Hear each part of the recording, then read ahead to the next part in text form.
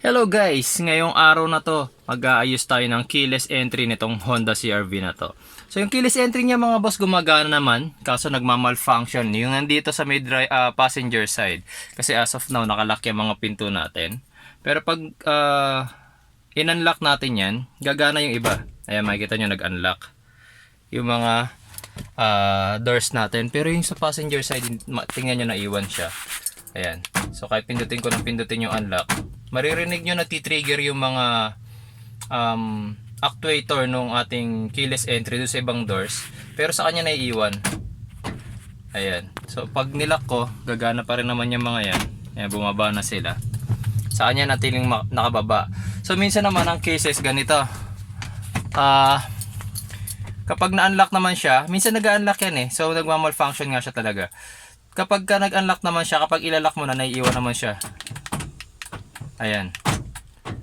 So ganyan yung malfunction niya. Minsan gumagana yung paglalak, minsan hindi. Ayan. So gumagana siya ngayon. Ayan. Tignan mo, yan yung time naman ngayon na naiiwan siya. Yan yung delikado kasi syempre pag iniwan natin yung kotse natin, akala natin nakalock na yung mga doors. Pero meron parang isang naiiwan. Syempre mabubuksan yan from the outside. So minsan may iniiwan tayong mahalagang gamit dito sa kotse. Or kahit wala, ang delikado yan, syempre pag napasok na yung kotse natin, malaki na yung tendency manakaw yung mismong kotse. So kailangan nating maiwasan na mayroong nagmamalfunction na pinto. Ayan. Ayan, so nakalock na yung iba. Siya na lang yung bukod tanging hindi nakalock. Yan yung ayusin natin mga boss. Very basic yan para sa iba, pero para sa ating lahat napaka-importante na gumagana ng maayos ang ating keyless entry. So sa video na to mga boss, ituturo ko sa inyo kung paano natin naayusin yan.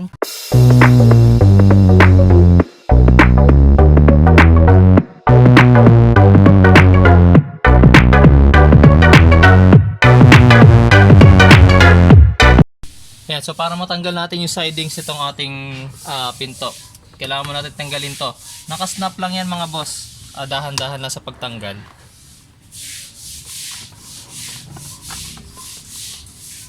Yan.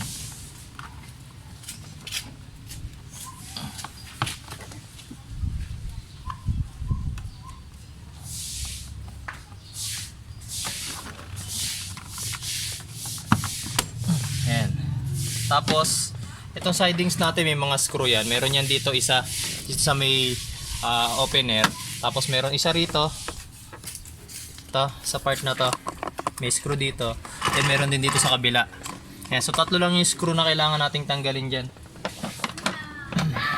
So ito kailangan mo natin tanggalin yung cover nya. Yan, so meron yung cover. Gamit kayo ng manipis na screwdriver. Yan. Tapos tanggalin natin yung screw.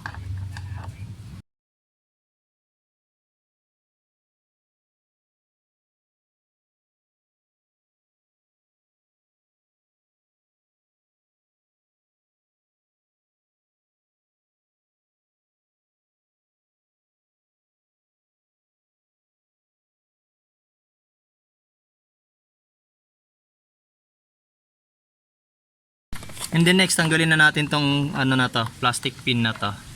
Ayan.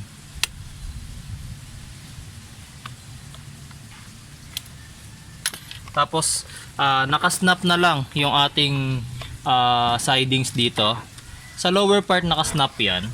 So kakapain lang natin yan, hihilahin lang natin. Tapos dito sa upper part medyo nakasuksok yan pababa. Kaya pag natanggalan natin yung pagkakasnap, ang pagtanggal nitong sidings is pataas.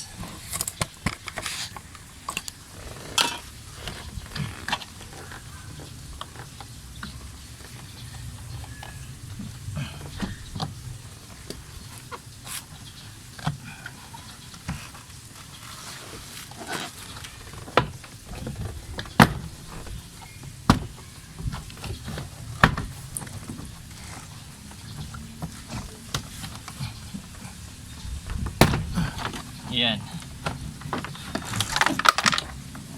Tapos itong ating door opener, pasok na lang natin sa loob para matanggal natin maigi. Yan. Tapos nakakapit pa itong ating wire nitong ating window switch, power window switch. Pwede nyo yung tanggalin para matanggal natin na maigi itong ating ating sidings. Tapos tatanggalin nyo rin sa pagkakakabit itong dalawang to.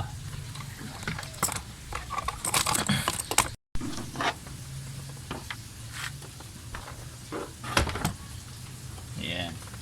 Tapos andito ngayon guys yung ating actuator.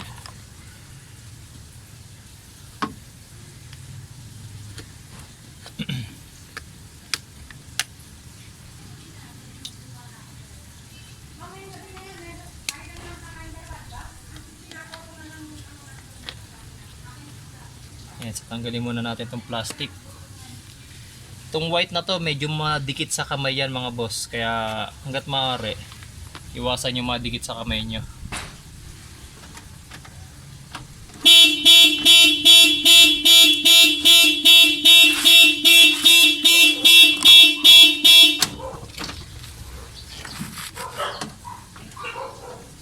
Yun. Ayan guys. Sorry, medyo na-trigger yung ating na-trigger yung alarm. So sa nakikita kong problem, mukhang nagka-idea na ako. Okay, kasi yung ito, nakikita nyo tong bakal na to, nakaipit yan dito sa ating actuator. Dito sa arm na to, tsaka dito sa mismong arm ng actuator natin. Ang problema, maluwag na yung screw. Ayan o, napipihit nga siya ng kamay. Kaya nangyayari, every time na mag-actuate, dumudulas lang. Hindi siya kasamang natutulak. Ayan guys, so pansinin nyo every time na magki-trigger tayo, as of now, naka-unlock. So lock natin. Ayan, dumudulas lang siya oh. Makikita nyo naman dumudulas lang siya. Hindi niya mismo nahihila to. So ang kailangan lang natin gawin dito mga boss, isikipan lang natin tong screw na to para umipit. Kasi dumudulas lang siya. Yan, so para malaman nyo mga boss, kasi syempre hindi natin alam yung height nitong rod na to. Gawin nyo, ibaba nyo yung lock. Tapos ibaba nyo rin yung lock ng ibang pinto para lahat sila naka-disengage, nasa baba yung position nila. Tsaka nyo sikipan. Ayan.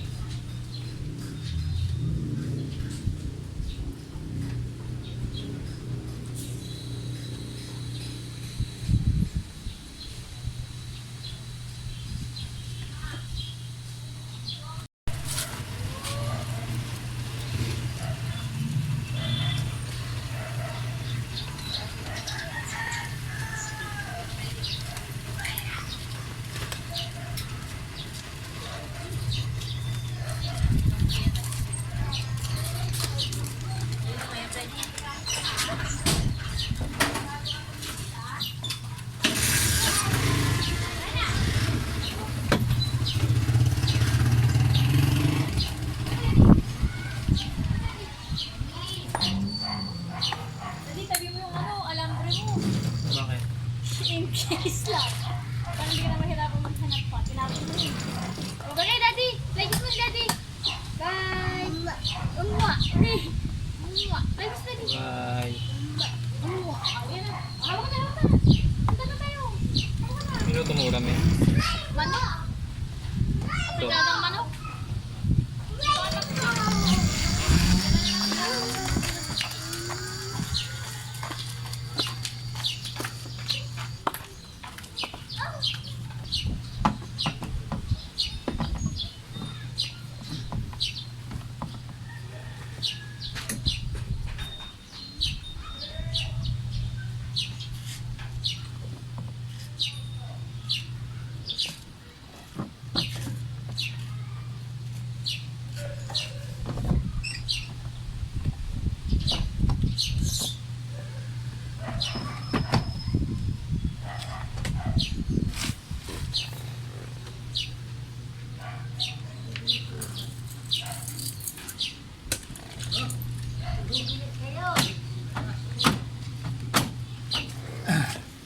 Ayan.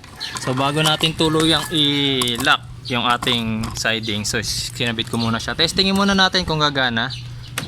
Unlock, then sa lock. Unlock again, and then lock. So ayan, gumagana na yung ating mga actuator mga boss. So nakita nyo naman yung problem ng ating actuator is yung screw nya lang. Lumuwag lang kasi siya, so wala tayong ginastos. Mura lang, 'di ba? Tapos buo yung actuator. So nakikita natin all is working. So napaka basic. Kailangan lang marunong kayo magbaklas ng siding. Tapos makikita nyo na kung ano yung problem ng ating keyless entry. So ibabalik ko na lang yung sidings. Nakita nyo na may mga tinanggal natin kanina. Dalawang screw doon. Yung isa rito, isa dito. And then yung moldings doon sa side na yun. Tapos okay na. And then maraming salamat mga boss sa inyong panonood. At sana po ay may natutunan kayo ngayong araw na to sa video kong ito.